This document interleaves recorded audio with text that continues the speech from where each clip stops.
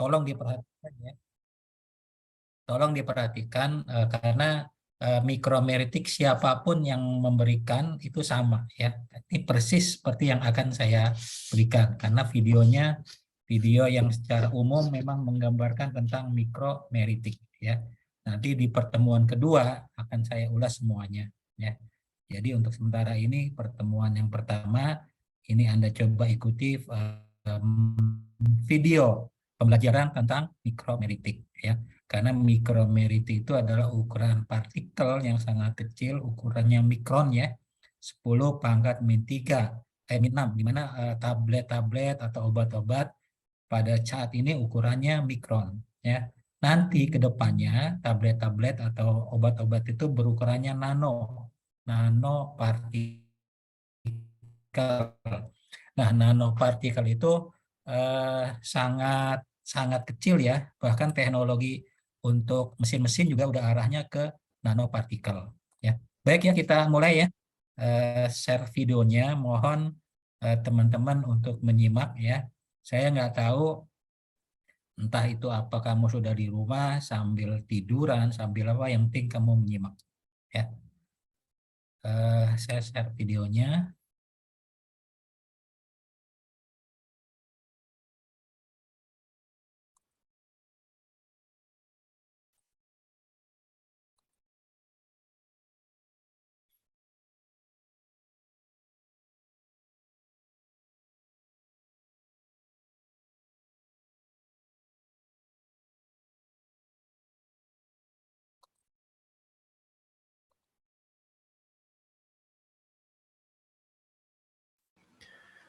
Bismillahirrahmanirrahim. Apakah sudah Assalamualaikum terlihat videonya? warahmatullahi wabarakatuh.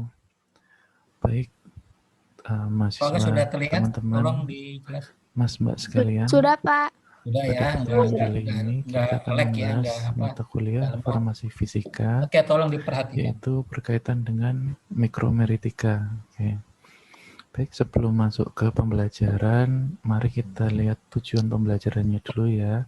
Yang pertama, pengertian mikromeritik, ukuran partikel, bentuk, urgensi, Videonya dan manfaat. lemot, tolong beritahu ya. Nanti diharapkan teman-teman sekalian harus tahu kenapa kita harus belajar tentang mikromeritik.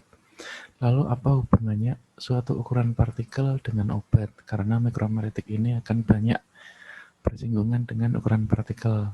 Yang kedua, metode-metode yang biasa dilakukan untuk menentukan ukuran partikel.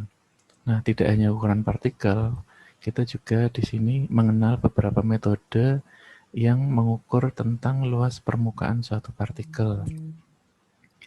Nanti juga akan ada kaitan ukuran partikel juga dengan beberapa pengukuran yang mengukur mengenai volume partikel itu sendiri.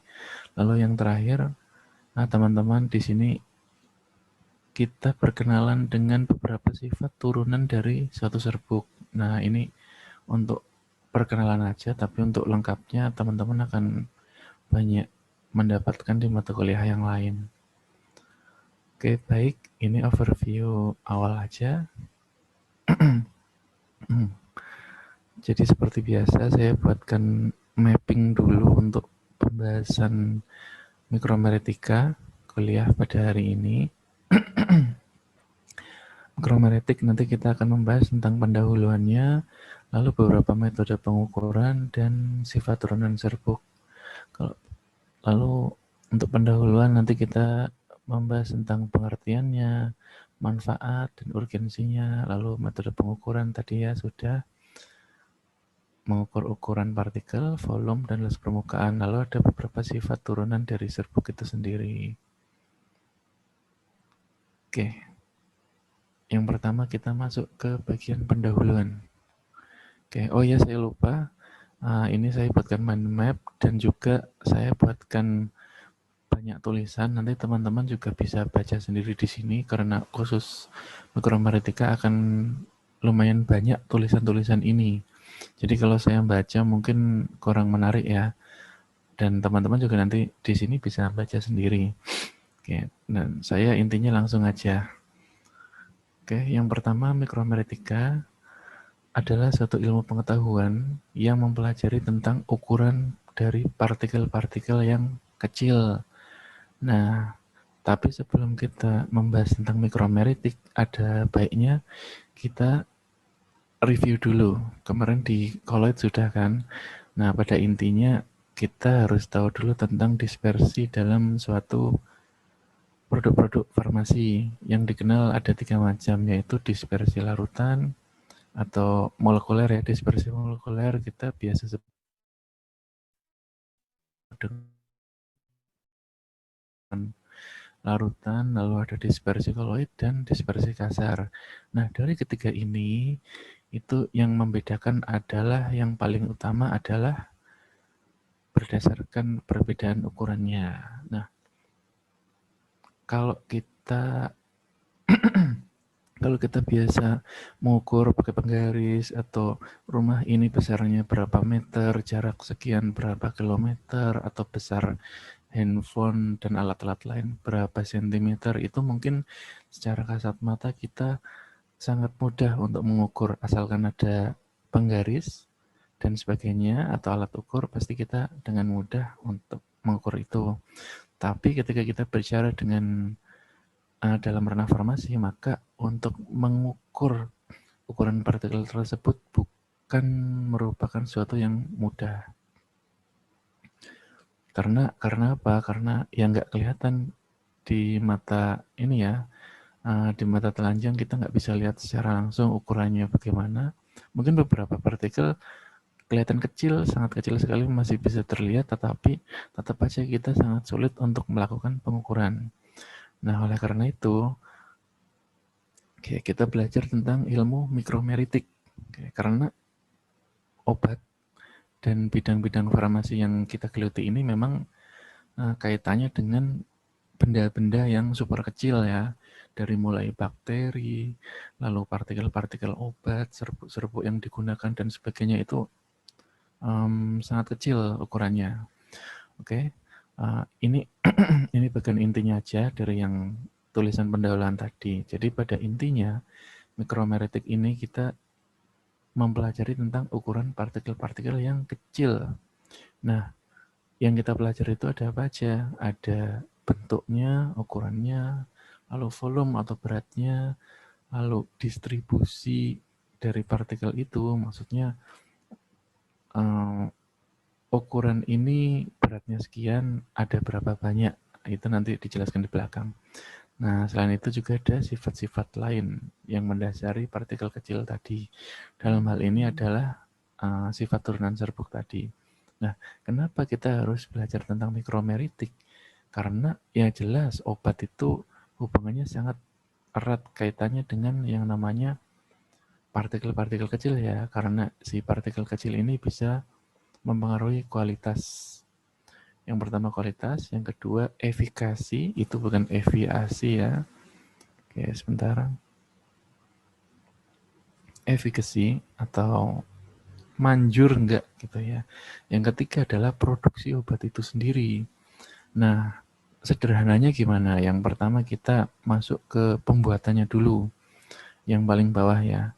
Nah, kalau kita mau buat obat atau misalkan kita mau buat rumah, itu kan kita ada spesifikasi tertentu, misal batu bata harus sekian, ukuran kamar harus sekian, sama dengan produk farmasi. Nah, beberapa bahan farmasi itu memang kita harus tahu spesifikasi produknya, spesifikasi bahan bakunya, dan juga spesifikasi produksi itu sendiri. Contohnya ketika kita mau melakukan suatu pembuatan tablet, nah kita harus tahu berapa ukuran partikel yang kita gunakan, tablet paracetamol contohnya ya. Nah, itu nanti hubungannya dengan proses pembuatan itu sendiri, karena ukuran yang beda itu bisa menyebabkan proses yang beda juga. Jangan bayangkan kita buat obat itu kayak kita masak di dapur atau kita buat adonan kue dan sebagainya, karena yang namanya kita buat obat itu sangat banyak sekali batch-nya. Artinya kalau kita buat roti cuma satu, kalau kita buat obat sekali buat itu bisa sampai puluhan ribu, dan itu sudah diotomatisasi oleh mesin. Oleh karena itu ada spesifikasi yang harus kita perhatikan. Salah satunya adalah ukuran partikel, bentuk, volume, dan sebagainya. Dan ini nanti teman-teman pelajari di teknologi sediaan farmasi. Lalu yang kedua, itu berkaitan dengan kualitasnya. Kita langsung loncat ke yang paling atas ya. Kalau kita sudah buat diproduksi, maka dalam tanda tanya kita bertanya-tanya ya, ini produk berkualitas enggak gitu kan. Nah, kualitas bisa dilihat dari mana? Disolusinya bagus enggak? Disintegrasinya bagus enggak? Lalu obat ini setelah larut,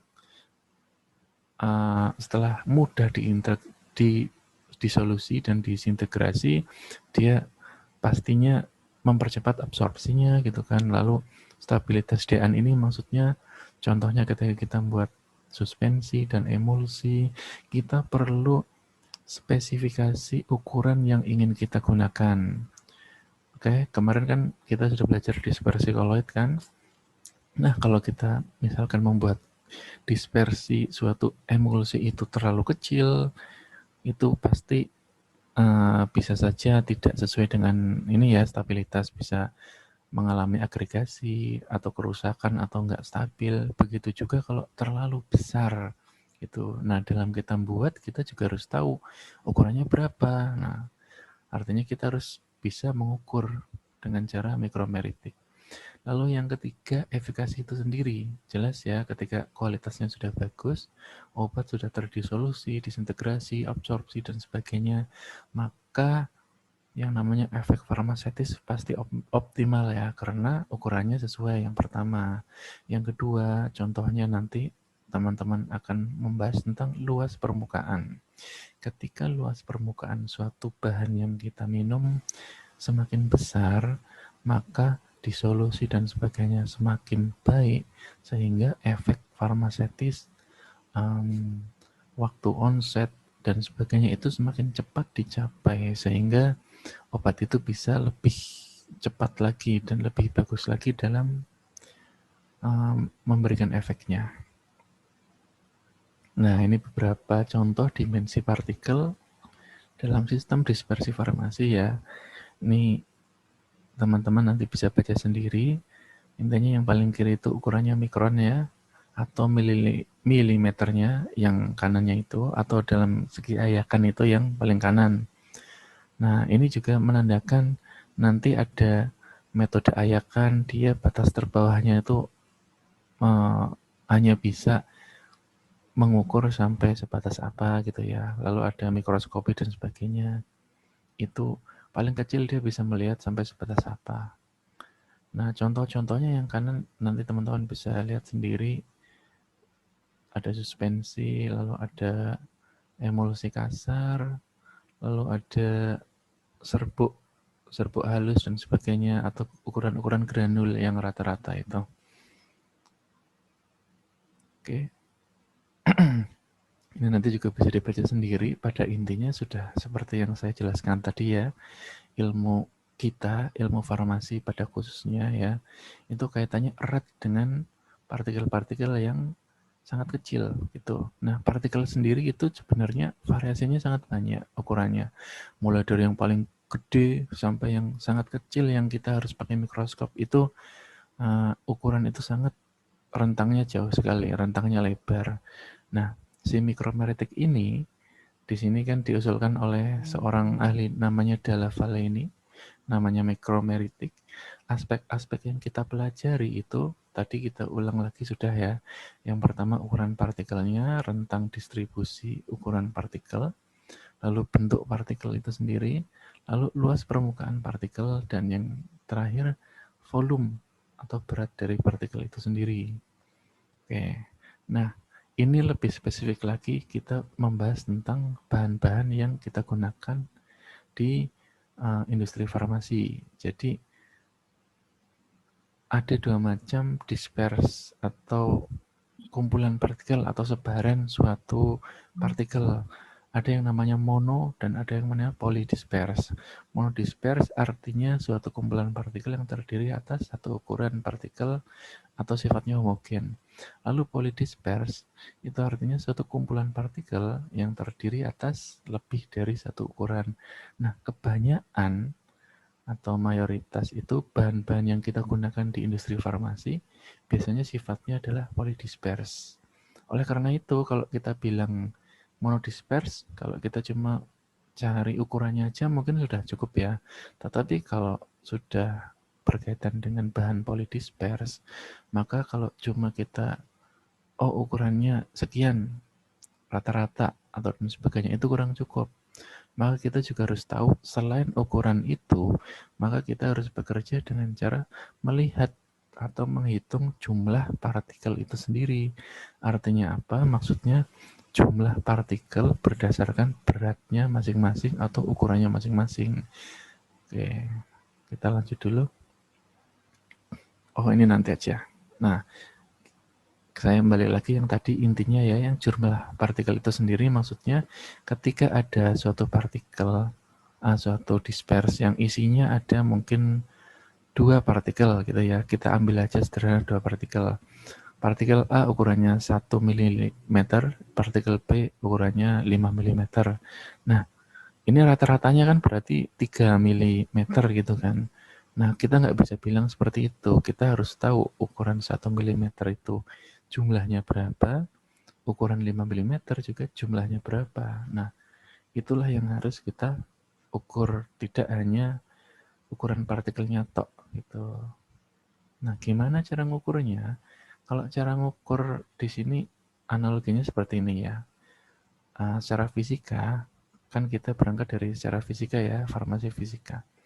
Jadi, ada yang namanya suatu partikel yang bentuknya sferis atau bola, dan ini partikel dengan luas permukaan yang paling kecil dan bentuk yang paling sempurna gitu ya. Nah, kalau kita menemukan partikel-partikel seperti ini, pasti gampang ukurnya ya, dengan cara luas permukaannya suatu bola aja, atau kita gunakan rumus volumenya bola gitu. Akan tetapi yang namanya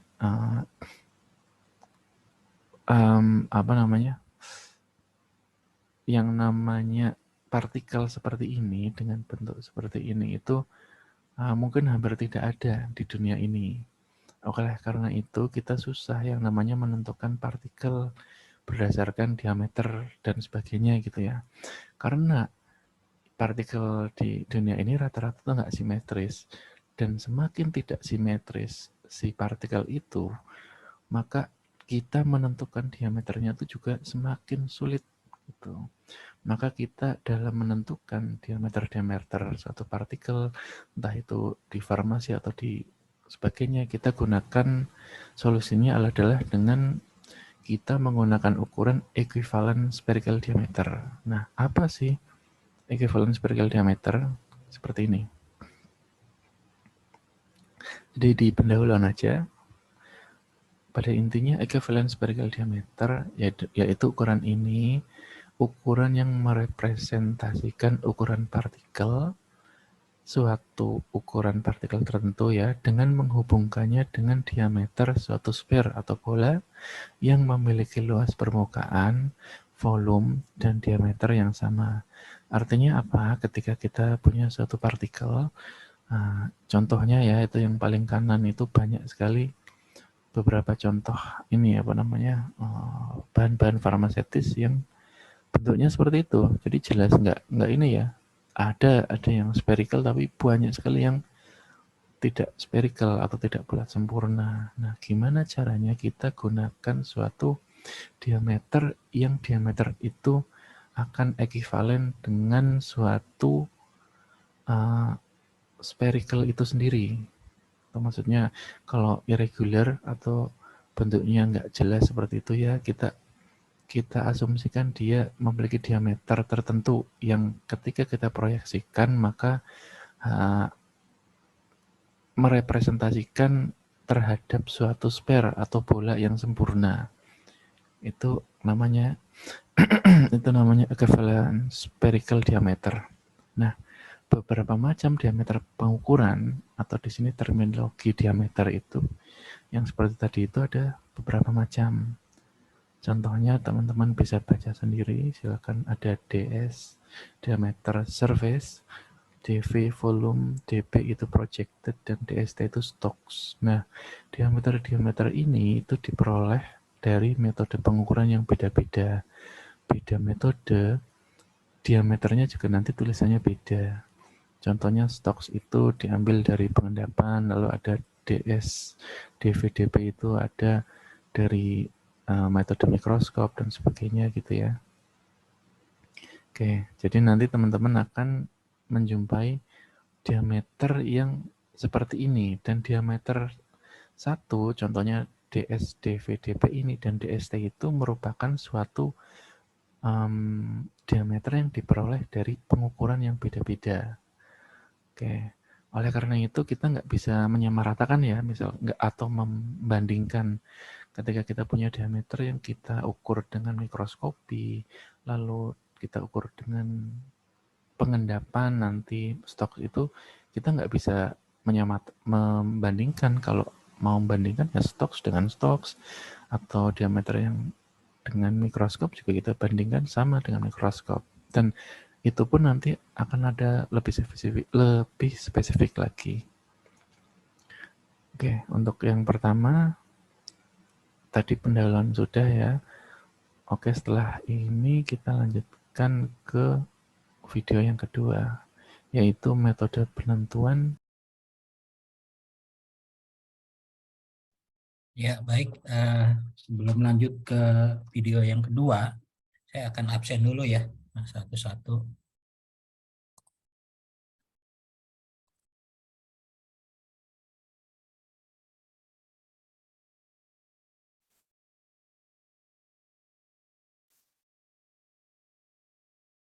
Sarah Permata Laila. Sarah ada nggak, Sarah? Halo? Sarah ada? Iya Pak. Sarah Sarah Sarah Permata. Permata cuti Pak. Oh, cuti. Kenapa cuti apaan sih? Kok kuliah ada cuti? Cuti ini, cuti semester. Iya Pak, cuti semester. Kenapa cuti? Sayang-sayangin. Obat Sarah apa? Fauzia. Sarah Fauzia hadir Pak. Hadir. Hadir. Sylvia Yuni. Sylvia Yuni ada? Hadir Pak, kayaknya sedang di jalan. Malakom Malasari. Hadir Pak. Anissa Rahma Apriliani.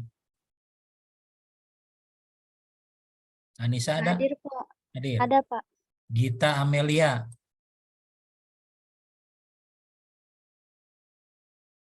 Gita ada nggak? Nggak ada. Yusnia. Yusnia Rahmayani. Soalnya Pak. Ya. Kita sama Yusnia lagi di jalan. Lagi di jalan. Yusnia.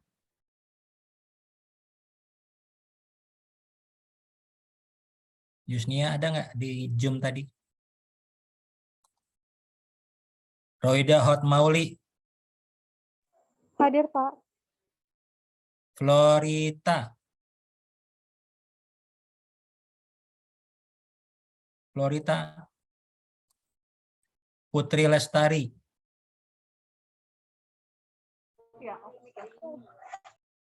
Putri Lestari ada nggak? Lagi kerja Pak. Farizan. Hadir Pak. Arta Yunita. Hadir Pak. Azahira. Hadir. Salsabila. Hadir Pak. Ananda Maharani. Ananda ada?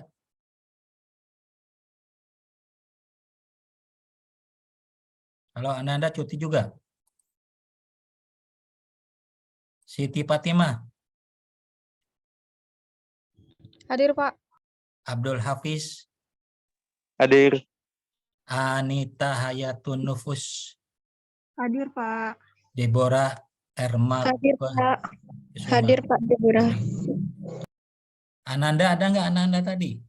Florita, Pak, tadi Ananda sama Florita ada kayaknya nggak ada jaringan deh, Florita Pak. hadir, Bapak. Florita ada ya, nggak cuti ya?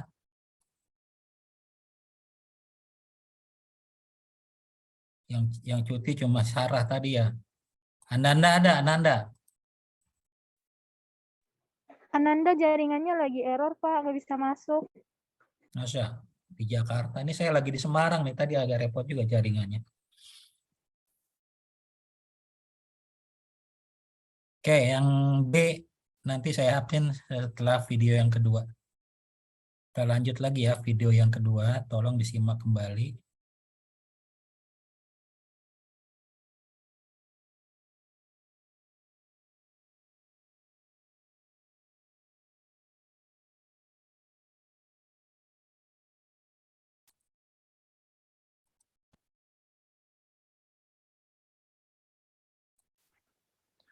Bismillahirrahmanirrahim.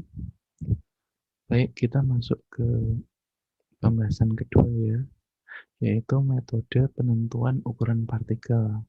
Karena yang pertama tadi kita sudah membahas tentang apa itu mikromeritik dan beberapa urgensinya. Kenapa kita harus belajar mikromeritik. Lalu untuk metode penentuan ukuran partikel, oke. Nah, ini beberapa metode penentuan ukuran partikel. Sebenarnya metodenya ada banyak ya.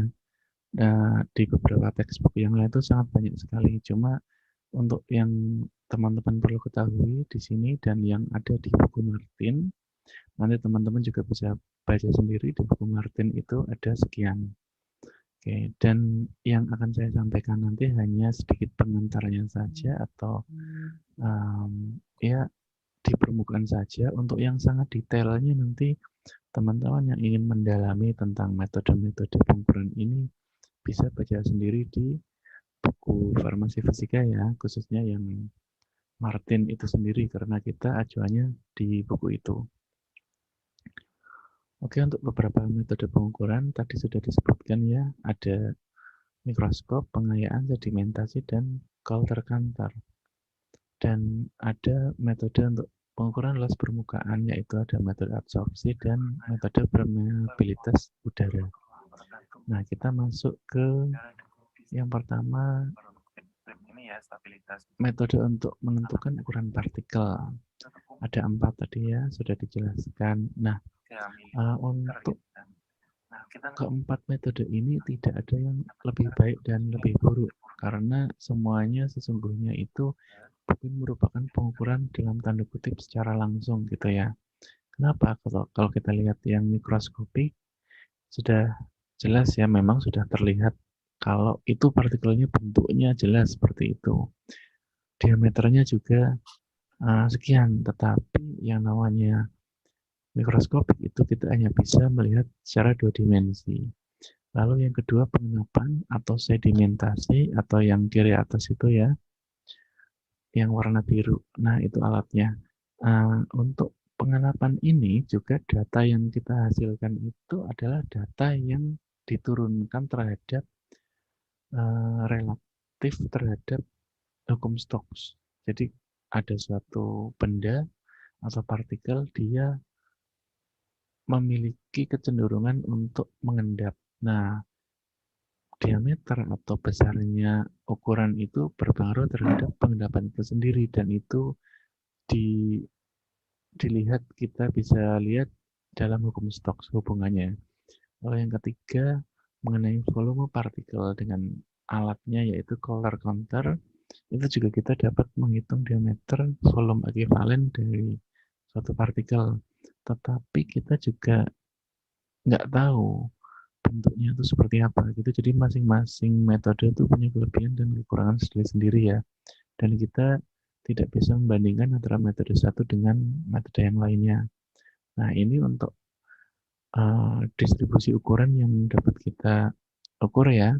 Untuk yang kotak biru itu adalah metode-metode yang digunakan untuk mengukur ukuran partikel dan volumenya. Lalu yang saya kotaki merah adalah metode yang digunakan untuk mengukur luas permukaan dari suatu partikel, dan itu di bawah itu adalah rentang ukuran.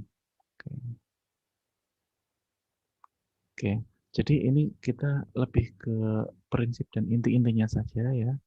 Oke, langsung saja. Yang pertama adalah mengenai mikroskop optik. Nanti teman-teman juga bisa baca sendiri ya, pada intinya partikel yang bisa kita amati itu kisarannya antara 0,2 sampai 100 mikrometer. Lalu biasa untuk hitung sediaan suspensi dan emulsi. Lalu caranya nanti waktu praktikum sudah dijelaskan ya, cara penggunaannya atau cara pengukurannya.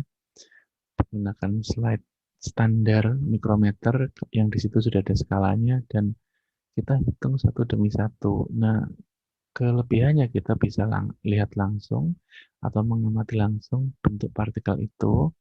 Dan kalau ada yang menggumpal pun, jadi kalau partikel itu tidak berupa partikel tunggal, kita bisa tahu dan kita bisa hindari untuk mengukur partikel itu. Nah, untuk ukurannya sama ya, tadi diameter hanya 2 dimensi, lalu jumlah partikelnya kita harus hitung dengan banyak ya. Yang ini memang nanti melelahkan karena kita banyak sekali yang harus dihitung. Lalu juga variasi antar operatornya itu besar. Maksudnya kalau saya yang mengamati dengan teman-teman sekalian itu hasilnya bisa beda. Nah, di sini maksudnya variasi antar operator itu besar. Walaupun bisa diatasi dengan ini ya, solusinya dengan fotomikrograf atau proyeksi atau scanner otomatis yang bisa melihat langsung tanpa mata kita gitu ya. Oke, nah ini apa tadi slide standarnya tadi ya, nanti teman-teman jumpai di praktikum. Pada intinya sudah ada ini apa namanya skalanya di situ dan teman-teman bisa mengukur sendiri. Nah, untuk pengukuran secara mikroskopik itu kita harus mengukur suatu partikel itu ada diameter tersendiri. Ada 3 macam diameter yang digunakan dalam pengukuran secara mikroskopik. Yang pertama Martin, yang kedua Ferret, yang ketiga area proyeksi atau projection area. Nah, untuk Martin ini maksudnya adalah diameter garis yang membagi 2 partikel sama besar. Kalau teman-teman lihat di gambar yang kiri bawah itu yang nomor 1 itu yang Martin. Yang nomor 2 itu Ferret, yaitu jarak 2 bidang sejajar yang membatasi benda, jadi ujung-ujungnya itu ya. Nah, Ferret juga bisa teman-teman lihat di kanan bawah itu. Itu kalau teman-teman menggunakan acuan diameter Ferret. Yang ketiga, area proyeksi, yaitu kita menganggap suatu diameter dari sebuah lingkaran yang kira-kira luasnya sama dengan hasil proyeksi dari partikel tersebut.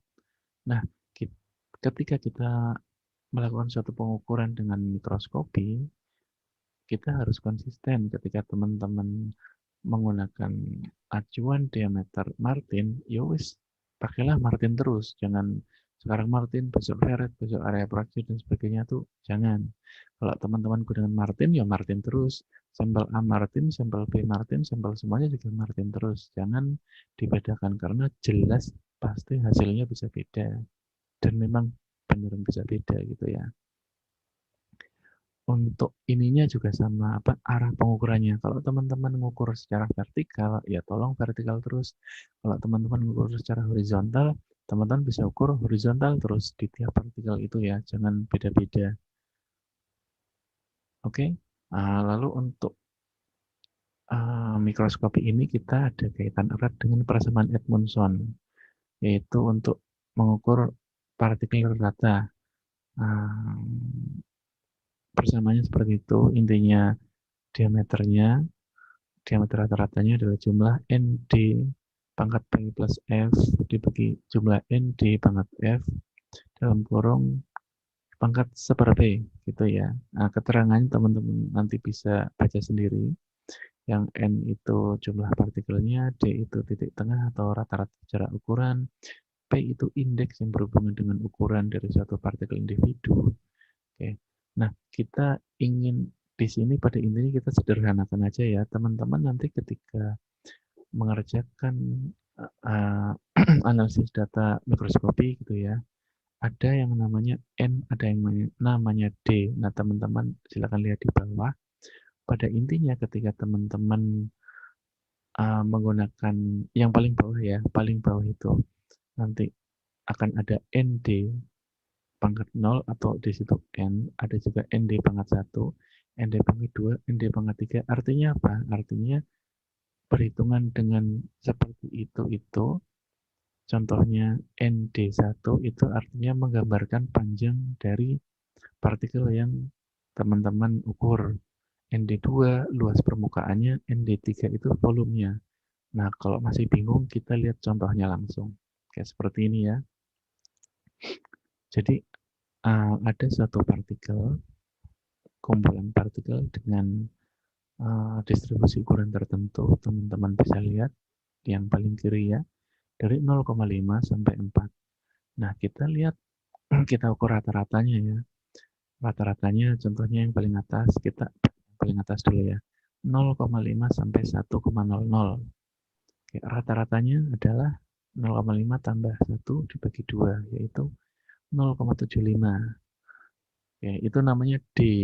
Lalu yang number of particle in each size range, kotak yang kedua, itu kita setelah kita ukur dan secara metode mikroskopi tadi ya, ternyata jumlah partikel yang memiliki mean of size range tadi, diameter yang sekian-sekian itu adalah jumlahnya 2. Nah, oleh karena itu kita bisa turunkan lagi yang ND ini.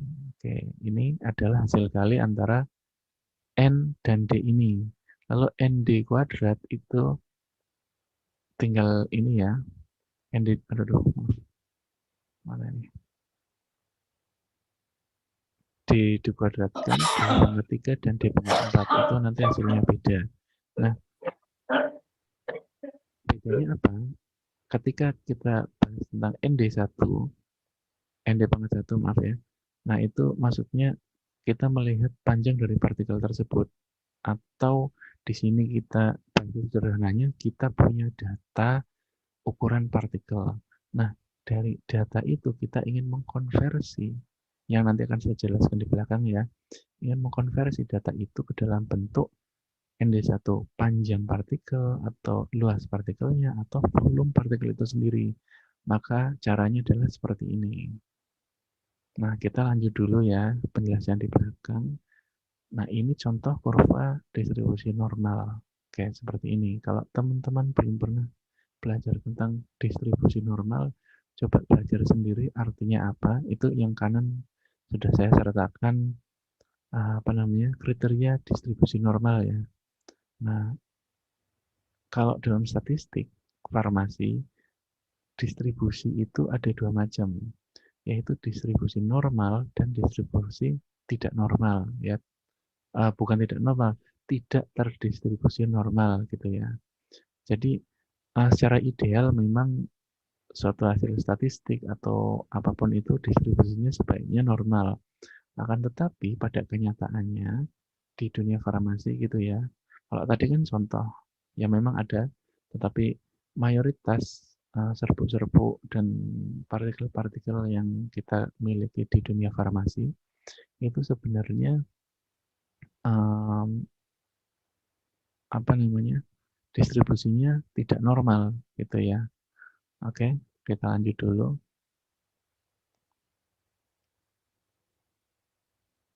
Oke, teman-teman nanti bisa baca sendiri. Pada intinya dalam hal ini ya kita ingin mengetahui hubungan antara jumlah atau berat partikel suatu rentang tertentu. Lalu kita memplotkan dalam satu grafik sehingga didapat kurva distribusi frekuensi.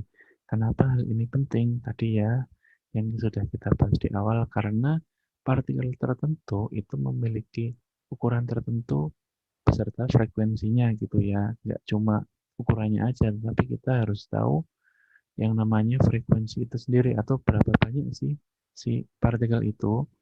Nah, ini ngulang tadi ya, intinya distribusi normal tuh nggak umum untuk serbuk-serbuk bahan farmasi, karena buatnya tuh biasanya dengan cara penggilingan atau presipitasi. Nah, untuk kita yang sering bekerja dengan partikel polydisperse dan memang distribusinya nggak normal kebanyakan ya, itu ada beberapa macam jenis kurva penyajian data untuk ukuran partikel yang kita peroleh. Yang pertama, ukuran partikel versus frekuensi. Yang kedua, ukuran partikel versus persentase frekuensi. Yang ketiga, ukuran partikel versus persentase frekuensi kumulatif. Yang keempat, ukuran partikel versus persentase frekuensi kumulatif skala probabilitas atau dalam bentuk log. Nah, untuk yang dua awal ini itu memperlihatkan lebih detailnya tentang sebaran partikel atau distribusi partikel. Untuk yang kedua, dua bawah ini itu lebih banyak manfaatnya, nanti konversi lagi, tetapi ada konversi yang berbeda dengan yang awal. Kalau awal tadi persamaan Edmondson, kalau nanti ada persamaan lagi. Oke. Gini ya, ini contoh lain, yaitu partikel polydisperse yang distribusinya tidak normal. Teman-teman silakan lihat kotak hijau ya, distribusi ukuran versus frekuensi. Ini nggak perlu saya jelaskan lagi, size range itu apa, mean of size itu apa, number of particle dan sebagainya itu apa. Yang jelas ketika kita sudah dapat data ini, lalu kita buat prosentasenya itu di sini, dalam bentuk N ini ya. Nah, yang ini adalah kumulatif persen frekuensi, tapi itu kita bahas nanti. Bedanya, yang ini persentase, artinya si jumlah ini dibagi dengan total jumlahnya ya, ini persentasenya. Lalu persentase kumulatif itu maksudnya dari ukuran ini dibanding dengan seluruhnya itu berapa persen gitu ya. Contohnya yang partikel pertama ini 2-4 itu ada 1%. Lalu 2-6 ini ya, itu adalah 17%. Ya sama kayak 1% tambah 16% ini ya. Dan seterusnya sampai 100%. Oke, yang pertama ukuran partikel versus persentase frekuensi. Jelas beda ya, kalau teman-teman lihat ini distribusi normal, kalau ini agak nyerong dan belok, ini tidak normal. Kita abaikan dulu yang kurva kedua. Nah, kita lihat kurva yang pertama ini. Ya, ini penyajian data yang pertama. Penyajian data yang kedua, kita ubah ukuran partikel yang bawah ini dalam bentuk logaritmik. Yang Y ini tetap sama. Oke. Lalu teman-teman akan menjumpai kurva ini akan menjadi lebih normal, tetapi tidak normal sebenarnya. Oleh karena itu, kurva ini disebut dengan kurva log normal ukuran partikel. Nah, setelah kita lihat tadi penyajian datanya ya, si peneliti ini atau ya namanya juga peneliti dan sebagainya, yaitu nggak puas kalau hanya diketahui ukurannya aja. Oleh karena itu, si peneliti ingin tahu gimana sih caranya dari data ukuran itu kita bisa tahu tentang data bobotnya gitu ya.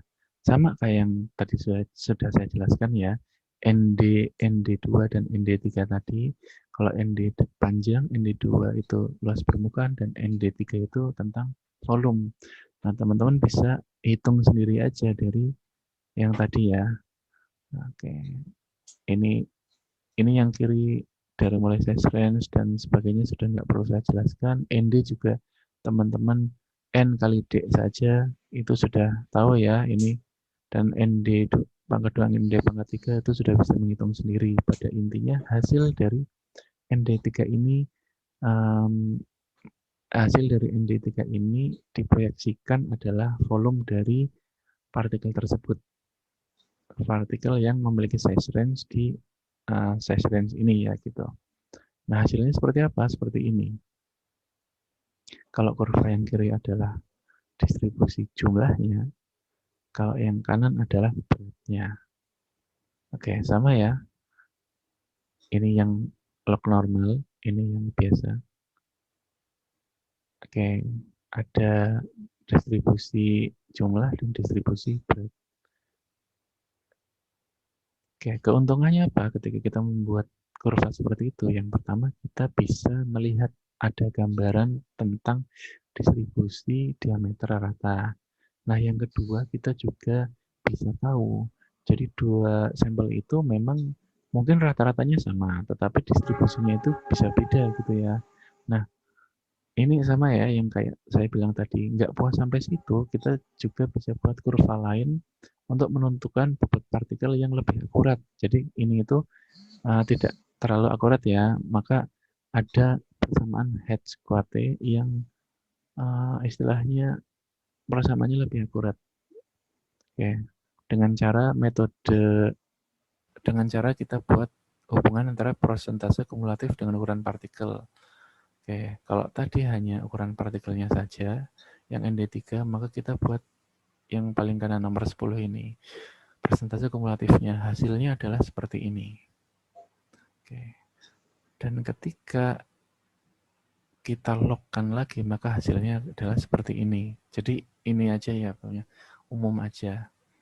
Nah, di kurva log ini teman-teman bisa mencari tahu tentang standar deviasi, yaitu yang ini gitu ya. Lalu ada DG ini diameter geometrik berdasarkan ukuran, D aksen G ini diameter geometrik berdasarkan berat, yang ini yang merah. Oke, dan dari kurva ini kita bisa melihat dan mengkonversikan suatu diameter menjadi distribusinya beratnya gitu atau jumlahnya gitu ya. Kalau teman-teman lihat di sini ada persamaan Hertz-Coate. Kalau yang teman-teman lihat di yang distribusi berat itu sudah terangkum ini ya rumus-rumusnya, dan yang distribusi tengah itu yang jumlah juga sudah terangkum rumus-rumus ya.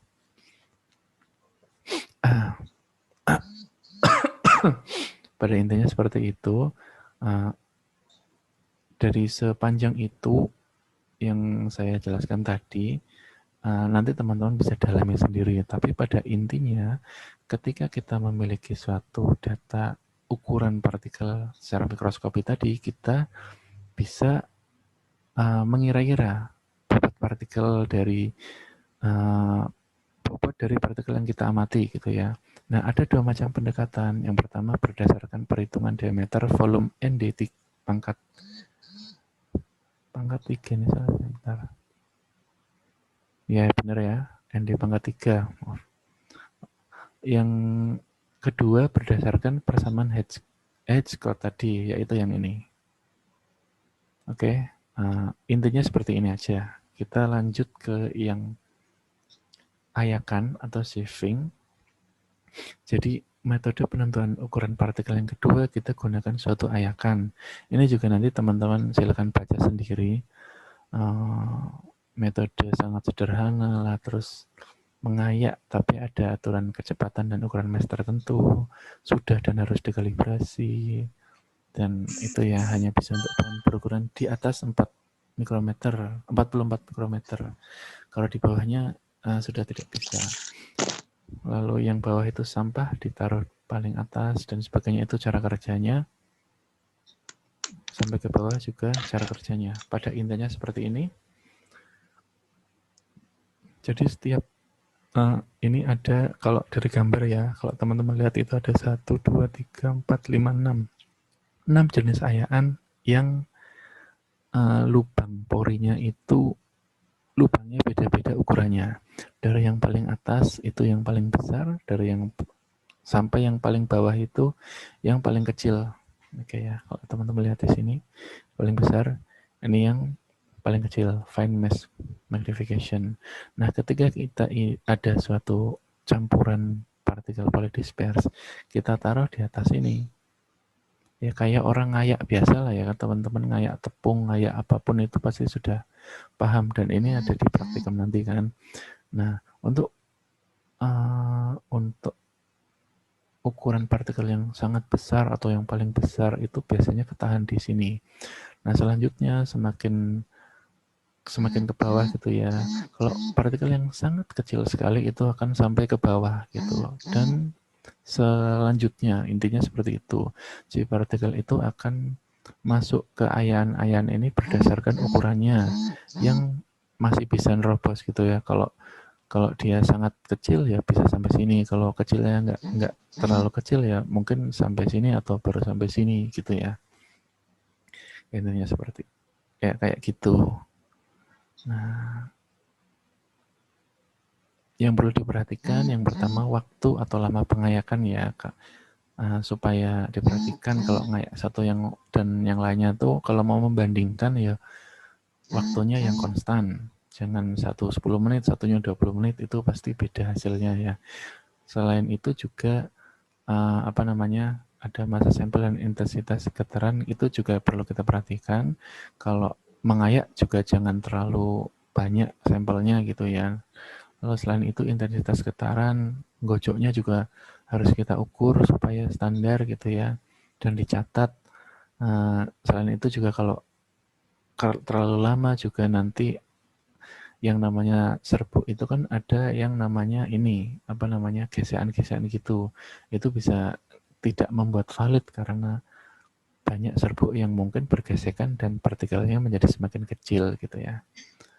Untuk keuntungan dan kerugian teman-teman bisa baca sendiri. Sederhana, praktis, murah, tidak butuh keahlian tertentu, nggak kayak tadi ya yang variasi operator dan sebagainya.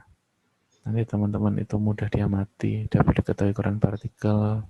Lalu kurangnya itu kita nggak bisa mengerti atau nggak tahu, nggak lihat partikelnya itu seperti apa. Ukuran partikel juga nggak spesifik karena tadi berdasarkan kelompok gitu ya. Dan ada agregasi partikel yang sudah saya jelaskan tadi. Oke, hasil metode pengayakan nanti seperti ini. Nanti teman-teman bisa lebih dalami di praktikum. Pada intinya yang paling kiri itu mes ayakan, lalu yang ini adalah ukuran porinya tadi ya. Nah nanti teman-teman akan menimbang setiap ayakan itu beratnya berapa. Nah dari situ kita bisa ubah menjadi persentase berat. Ini ada A, ada B ya. Nah nanti teman-teman mungkin saya kurang tahu nanti Pak Huluk minta gimana, tetapi biasanya persen berat itu dan persen berat kumulatif itu biasanya dihitung. Nah, selain itu juga kita menghitung A kali B ini ya, ukuran pori kali persen berat. Yang ketika kita total dan rumusnya seperti di bawah ini ya, jumlah A kali B, ini ya jumlah A kali B dibagi B, jumlah B ini ya, itu adalah suatu diameter rata-ratanya. Nah, kenapa kita harus cari persen berat dan persen berat kumulatif? Karena kita ingin membuat kurva seperti ini, yaitu distribusi berat dan distribusi persen berat kumulatifnya. Nanti silakan dilihat di modul, saya kurang tahu Pak Huluk minta sampai situ atau enggak. Oke, yang ketiga, penentuan ukuran partikel sedimentasi.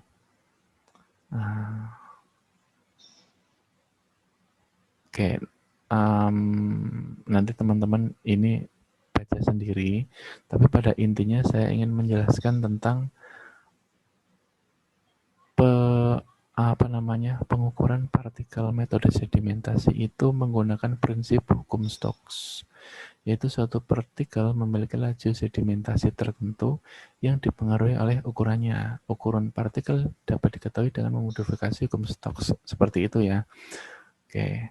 Hukum Stokes itu apa? Maksudnya seperti ini. Ketika kita punya suatu partikel itu kan ada berbagai macam ukuran. Kayak kita ngelempar batu ke air, batu yang kecil dan batu yang besar, itu pasti ketika masuk ke air, jatuhnya tuh cepatnya beda, gitu ya. Nah, analoginya seperti itu. Sama kayak hukum Stokes.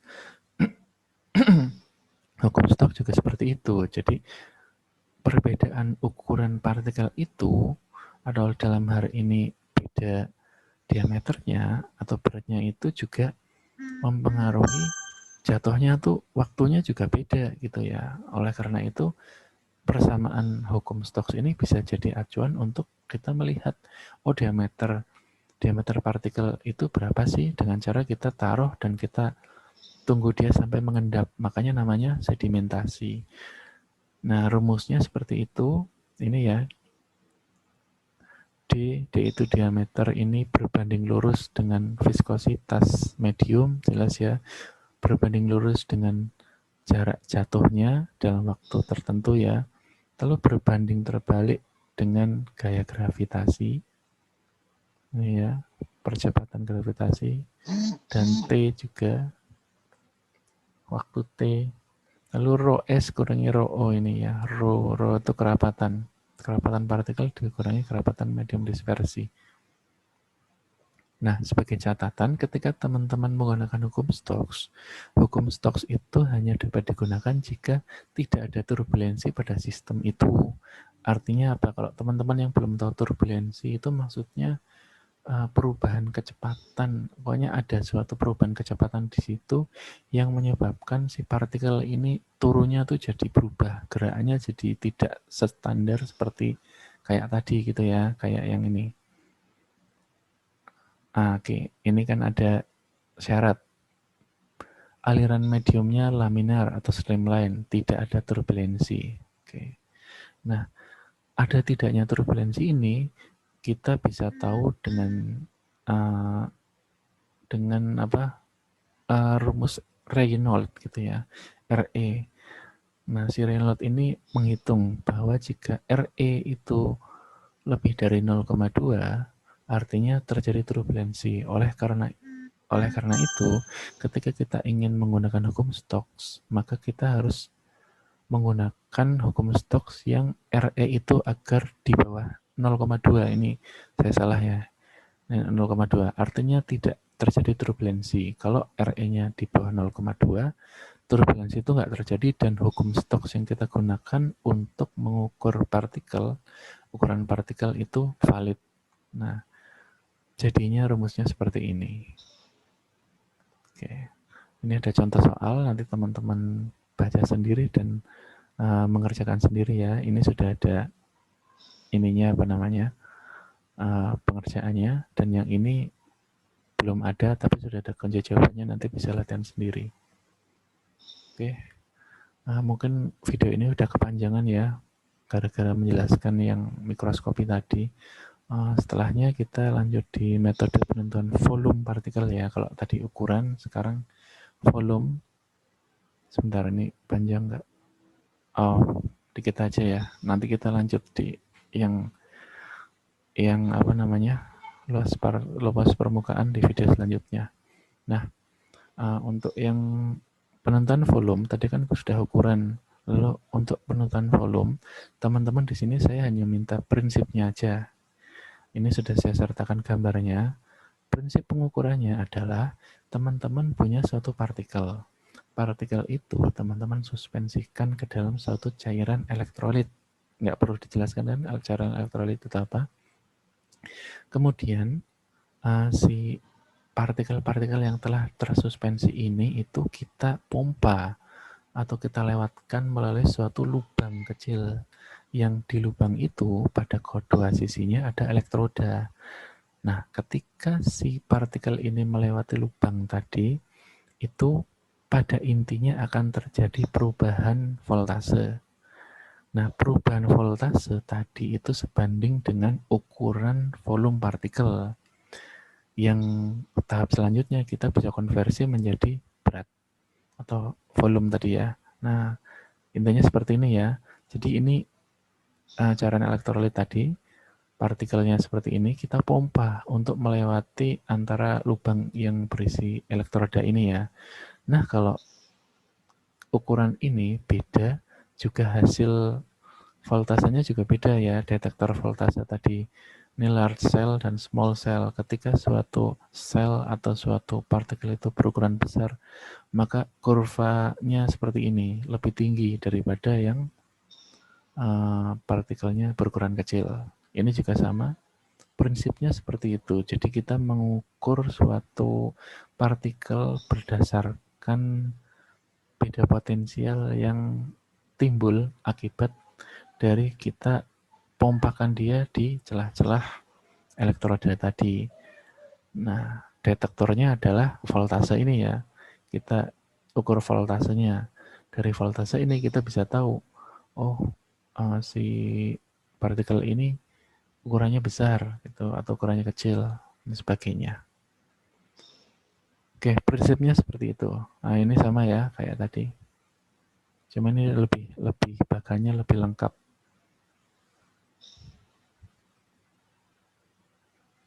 Oke. Oke ya, kita nanti lanjut di metode penentuan luas permukaan partikel. Karena videonya sudah terlalu lama, kita lanjut di video ketiga aja ya. Oke, terima kasih ya. Assalamualaikum warahmatullahi wabarakatuh.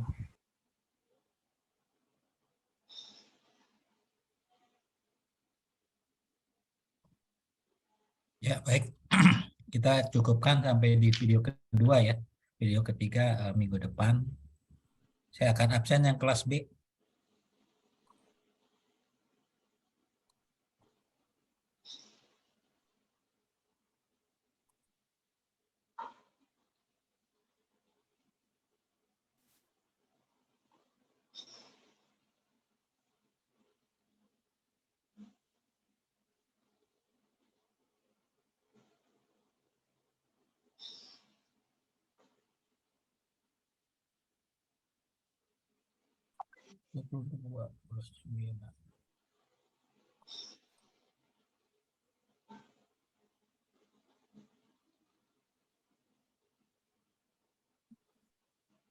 Dia Ayu Primastuti, Hadir, Pak. Anita Rahman, Hadir, Pak. Muhammad Romli. Hadir Muhammad Romli. Yulita.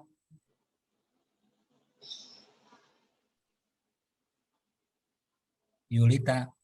Lagi di jalan, Pak. Travelina. Pak. Lulu. Hadir, Pak. Septi Berta. Hadir, Pak. Siti Nurbaya. Hadir Bapak. Ayo dia. Ayo dia.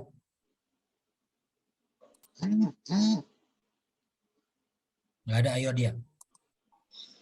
Ananda. Hadir Pak. Iskandar.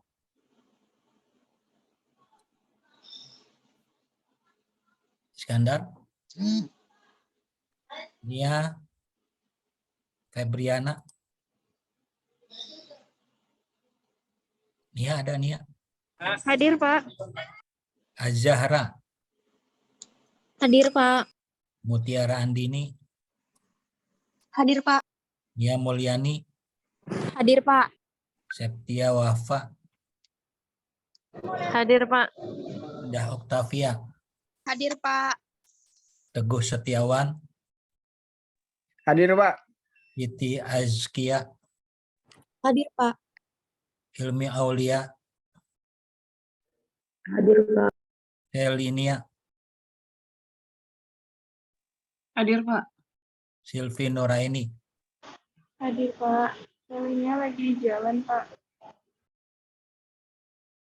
Selinia. Hadir, Pi. Hadir. Iskandar. Jaringannya dia putus-putus, Pak. Keluar masuk terus. Ayo dia. Ayo dia di partisipan ada, Pak. Ayo dia ada, Pak. Romli. Romli juga ada, Pak, di partisipan. Pak, lagi di jalan, Pak.